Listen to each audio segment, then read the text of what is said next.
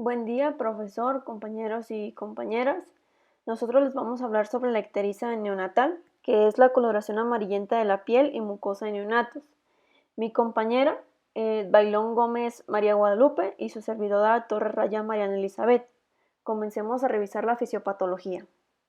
Fisiopatología de la ictericia neonatal. Es comúnmente en recién nacidos prematuros y en menor medida en recién nacidos de término.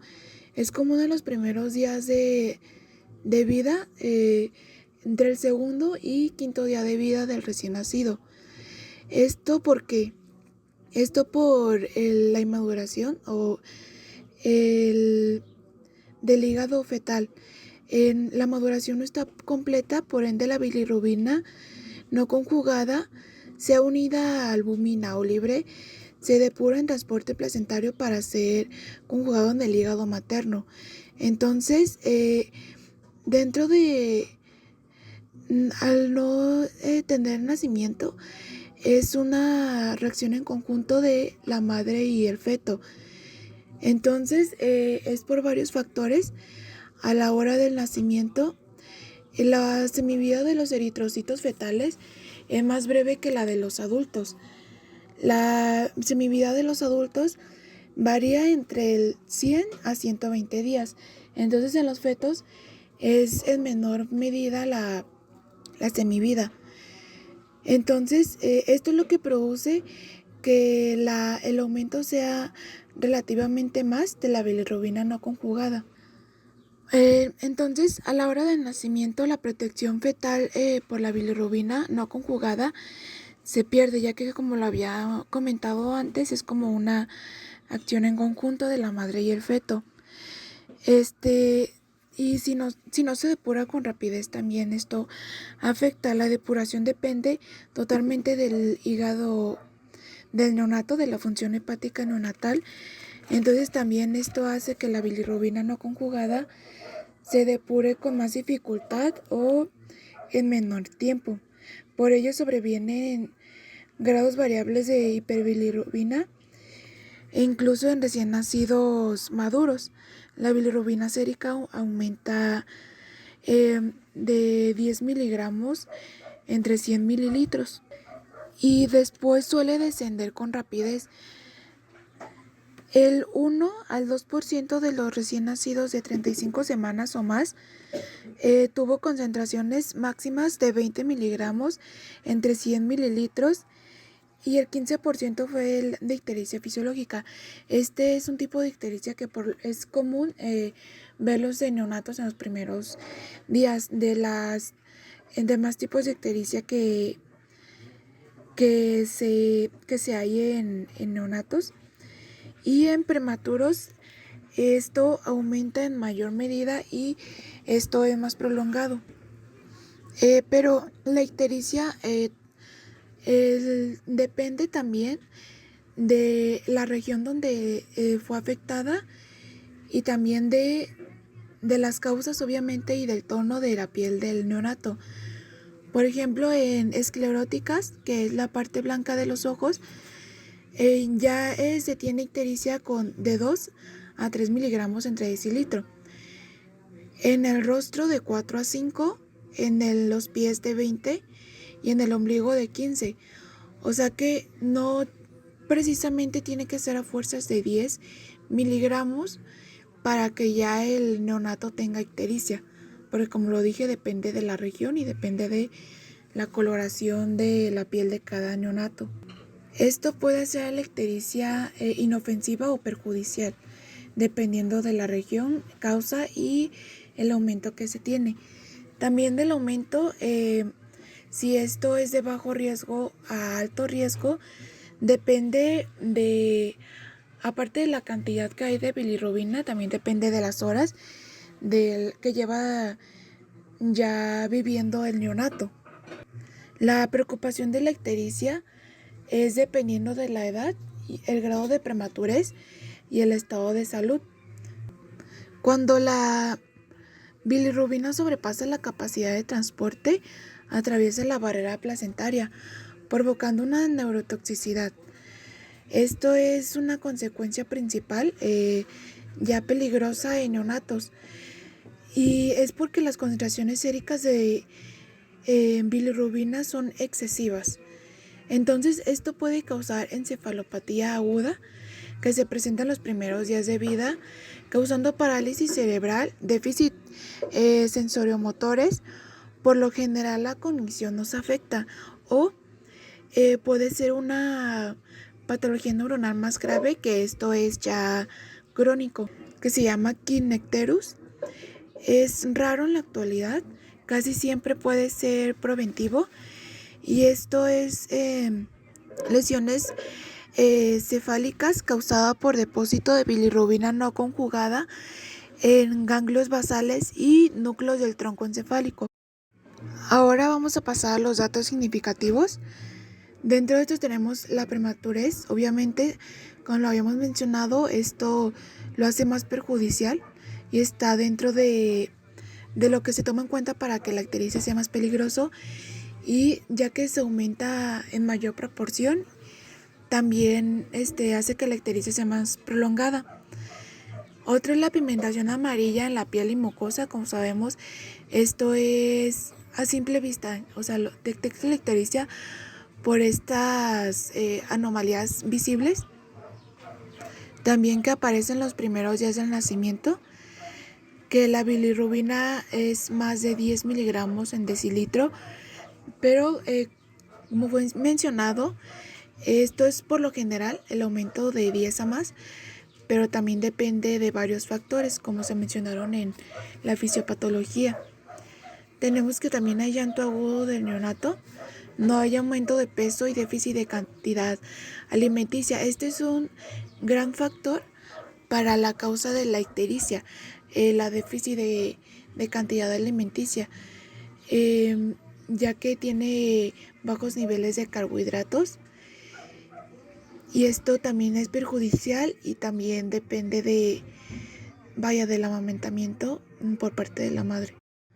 Estudios auxiliares diagnósticos. Dentro de estos tenemos el hemograma, que como sabemos este es un análisis sanguíneo donde vienen diferentes, la de cantidad exacta y la que está en menor medida, así como la alteración por parte de el paciente de varios componentes sanguíneos. Sabemos que la bilirrubina va al torrente sanguíneo, y pues esto es para medir la cantidad de bilirrubina en neonatos. Otra es análisis de proteínas totales y albúmina. Esto porque cuando hay un problema en el hígado no puede producir proteínas y por lo tanto los niveles disminuyen. Y también sabemos que la bilirrubina se une a la albúmina para que ésta sea excretada con mayor facilidad. Tenemos también el cultivo de sangre, que verifica la presencia de bacterias y hongos y otros microorganismos. ¿Por qué esto? La ictericia, como lo dije antes, es la fisiológica la más común, pero también hay ictericia por sepsis. Sabemos que la sepsis pues es a causa de diferentes microorganismos que se instalan microorganismos patógenos que se instalan en el organismo. Otro sería el cultivo de orina, que permite detectar cantidad de microorganismos en ella, y por lo mismo, porque hay ictericia por sepsis. También sabemos que la bilirrubina es excreta por la orina, entonces también es otro factor, que esto entraría a los análisis de orina generales. Dentro de los tratamientos clínicos tenemos el principal para la ictericia neonatal, que es la fototerapia. Esta utiliza energía lumínica para modificar estructuralmente la bilirrubina, convirtiéndola en molécula más fácil de excretar. Utiliza esta energía lumínica haciendo que se absorba la luz por la dermis y subdermis, conduciendo a reacciones fotoquímicas en distintos niveles de sus pigmentos. Esto genera estereosómeros amarillo de la bilirrubina, teniendo menos afinidad a los lípidos, y puede desecharlos en la bilis, o en la orina. La siguiente es la exsanguinotransfusión. Esta es ya en casos de hiperbilirrubina grave.